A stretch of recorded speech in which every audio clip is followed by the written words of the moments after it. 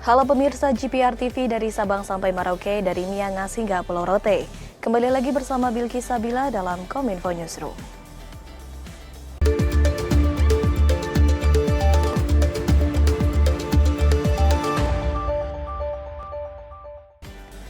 Pemirsa, mengawali informasi pertama, Presiden Joko Widodo memantau vaksinasi secara virtual di 17 provinsi di tanah air. Dalam sambutannya, Presiden meminta pemerintah daerah untuk mempercepat vaksinasi dosis kedua dan juga dosis booster, serta kelompok lansia. Hal ini dilakukan untuk memaksimalkan kekebalan komunitas. Dalam kegiatan peninjauan vaksinasi COVID-19 secara virtual, Presiden Joko Widodo mengapresiasi pelaksanaan vaksinasi yang telah dilakukan oleh setiap daerah. Presiden meminta agar seluruh kabupaten kota dan provinsi untuk konsentrasi pada suntikan vaksinasi dosis 2 dan 3. Hal tersebut dikarenakan Presiden melihat realisasi vaksinasi dosis 2 dan 3 masih banyak yang di bawah 60%.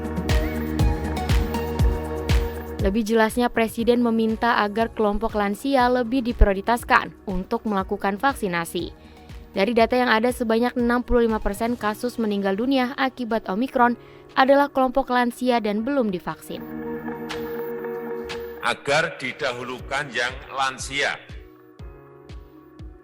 Ini penting sekali. Karena dari data terakhir yang saya terima, 69% yang meninggal adalah karena Omikron adalah lansia yang pertama, yang kedua yang belum divaksin.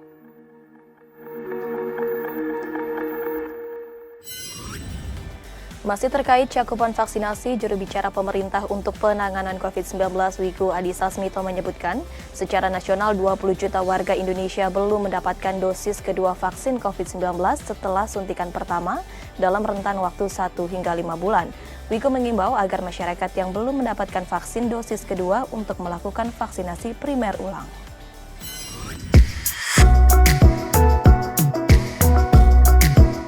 Satuan Tugas COVID-19 mengungkap sebanyak 20 juta orang belum menerima vaksin dosis kedua setelah 5 bulan disuntik dosis 1. 20 juta orang tersebut tersebar di 5 daerah, diantaranya Jawa Barat, Jawa Timur, Jawa Tengah, Banten, dan Sumatera Utara. Dengan kondisi ini, pemerintah berusaha melakukan tindakan cepat untuk segera melakukan percepatan vaksinasi dosis kedua dengan anjuran yang tertuang dalam Surat Edaran Kementerian Kesehatan nomor SR 0206-2-921-2022 tentang pemberian vaksinasi COVID-19 bagi sasaran yang drop out atau belum mendapatkan vaksin dosis 2 lebih dari 6 bulan. Masyarakat yang drop out diimbau untuk melakukan vaksinasi primer ulang. Adapun pelaksanaan vaksinasi ulang tersebut dapat menggunakan platform yang berbeda dari vaksin semula.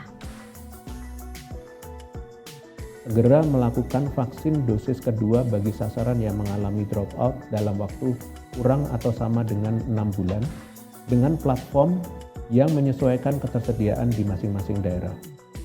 Kemudian melakukan pengulangan vaksinasi primer bagi sasaran yang mengalami dropout dalam waktu lebih dari 6 bulan dan dapat menggunakan platform yang berbeda dari vaksin semula. Lalu untuk kedua, upaya ini wajib memprioritaskan penggunaan platform jenis vaksin dengan memperhatikan masa kadaluarsa serta stoknya, khususnya jenis vaksin yang hanya diberikan pada populasi khusus karena jumlahnya terbatas. Berdasarkan anjuran Komite Itagi, pemerintah melalui Kementerian Kesehatan mengeluarkan peraturan baru yang dimana masyarakat yang telah mendapatkan dosis 1 vaksin COVID-19 tetapi belum disuntik dosis kedua dalam kurun waktu lebih dari 6 bulan harus mengulangi proses vaksinasi dari awal.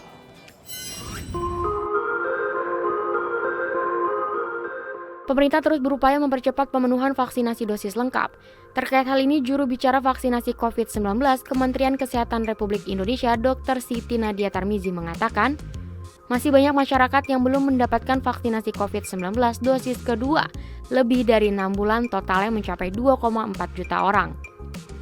Maka dari itu, Bagi masyarakat yang telah mendapatkan dosis 1 vaksin COVID-19 tetapi belum disuntik dosis 2 dalam kurun waktu lebih dari 6 bulan, harus mengulangi proses vaksinasinya dari awal.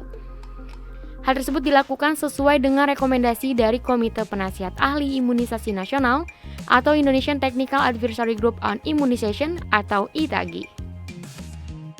Daripada ITAGI pada tanggal 11 Februari, masyarakat yang belum mendapatkan dosis kedua dalam waktu kurang dari 6 bulan boleh diberikan vaksin platform atau jenis yang berbeda dengan dosis sebelumnya atau dosis pertama, sesuai dengan ketersediaan vaksin di daerah masing-masing.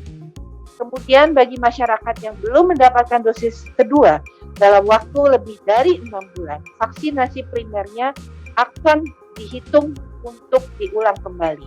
Dan vaksinnya bisa menggunakan platform atau jenis vaksin yang berbeda dengan vaksin sebelumnya.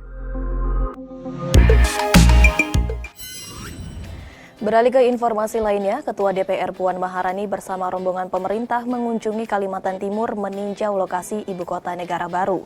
Kunjungan tersebut guna memastikan persiapan pembangunan proyek IKN Nusantara. Dalam kunjungan kerja ke Kalimantan Timur, Ketua DPR Puan Maharani bersama Panglima TNI Jenderal Andika Perkasa, Menteri Dalam Negeri Tito Karnavian, dan Menteri PUPR Basuki Hadi Mulyono. Rombongan pemerintah menyambangi titik nol pembangunan proyek IKN Nusantara yang berada di Penajam Pasir Utara. Titik nol tersebut menentukan di mana pusat Istana Presiden beserta seluruh lembaga tinggi negara nanti akan dibangun. Insya Allah nantinya Istana Presiden itu akan berada di sebelah sana, di bukit dan sebelah sana, kemudian di sekitarnya itu akan dibangun gedung-gedung pemerintahan, kemudian gedung DPR, juga lembaga tinggi negara yang lain. Dan jadi ini adalah satu titik yang menentukan di mana pusat atau titik Istana Kepresidenan beserta seluruh wilayah pemerintahan yang nantinya akan ada di ibu kota negara yang baru. Lebih lanjut, pemerintah berharap dengan dimulainya pembangunan IKN Nusantara akan menjadi standar kota cerdas sebagai bukti menyambut era baru kemajuan Indonesia. Tentu saja ini satu kesempatan bagi kita sebagai bangsa Indonesia untuk bersama-sama bergotong royong bisa membuktikan bahwa ibu kota negara yang baru itu akan bisa dibangun dari awal sesuai dengan kebutuhannya. Semuanya itu akan tercermin atau dibangun sesuai dengan smart dan green, artinya ibu kota negara yang modern dan tentu saja green, tentu dengan memperhatikan kontur alam dan situasi yang ada sekarang. Pembangunan Ibu Kota Negara atau IKN Nusantara di Kalimantan Timur dipastikan menjadi salah satu agenda rencana kebijakan pemerintah tahun 2023. Hal ini disampaikan langsung oleh Menteri Perencanaan Pembangunan Nasional atau Kepala Badan Perencanaan Pembangunan Nasional Suharso Monoarfa. Rencana Kerja Pemerintah atau RKP untuk tahun 2023 resmi dibuka langsung oleh Suharso Monoarfa selaku Menteri Perencanaan Pembangunan Nasional atau Kepala Badan Perencanaan Pembangunan Nasional. Salah satu agenda prioritasnya adalah Ibu Kota Nusantara di Kalimantan Timur siap dikebut usai dipastikan menjadi salah satu agenda rencana kerja pemerintah untuk tahun 2023. Tema dan arah kebijakan pada RKP tahun 2023 mengusung tema peningkatan produktivitas untuk transformasi ekonomi yang inklusif dan berkelanjutan dengan pembangunan ibu kota baru di Kaltim yang telah dipetakan sebagai wilayah 1A dengan luas pembangunan 5.600 hektar. Selain itu, pemerintah juga akan mendorong pemulihan dunia usaha, revitalisasi industri dan penguatan riset terapan, pembangunan rendah karbon dan transisi energi, dan percepatan pembangunan infrastruktur.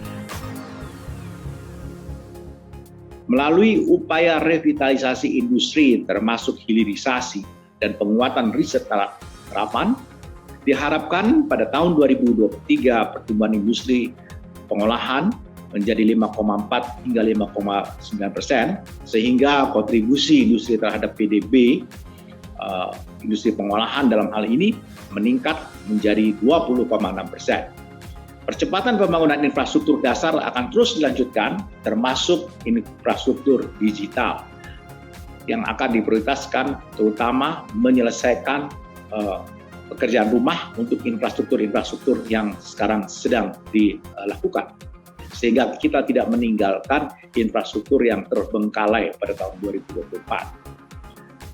Selanjutnya adalah pembangunan ibu kota Nusantara, antara lain mencakup pembangunan fasilitas dasar dan pembangunan kawasan inti pusat pemerintah.